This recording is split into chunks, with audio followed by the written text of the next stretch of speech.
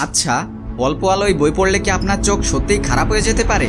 আপনার মা বাবাও কি আপনাকে সবসময় এই কথাটি বলতো যে অল্প আলোয় বই পড়লে আপনার চোখ খারাপ হয়ে যেতে পারে? এটা হলো একটি মিথ। আসলে অল্প আলোয় পড়াশোনা করলে আপনার চোখ স্থায়ীভাবে কোনো ক্ষতি হওয়ার সম্ভাবনা থাকে না। তারপরেও আমাদেরকে এই কথাটি কেন বলা হয়? কারণ আমরা যখন অল্প আলোয় কোনো কিছু দেখার চেষ্টা করি তখন আমাদের চোখ একটু বেশি পরিশ্রম করে আমাদেরকে অল্প আলোয় কোনো কিছুকে স্পষ্টভাবে দেখানোর জন্য। এই জন্য আমরা যখন অল্প আলোতে পড়াশোনা করি তখন আমাদের চোখ একটু দ্রুতই দুর্বল হয়ে পড়ে। আর চোখের সংযোগ সরাসরি আমাদের মস্তিষ্কের সাথে, এই কারণে আমাদের হালকা মাথা ব্যথা অনুভব হয়। ফলে আমরা সাময়িকভাবে ঝাপসা দেখতে শুরু করি। তবে এর কারণে আপনার দৃষ্টিশক্তির নাম্বার যেমন -1.5 বা -2, যেরকম আমরা চশমা ব্যবহার করি, এই সমস্যাটি মূলত অল্প আলোয় পড়াশোনার কারণে হয় না। তাই এখন থেকে রাতে পড়তে বসলে চেষ্টা করবেন ঘরের আলো একটু বাড়িয়ে নিতে।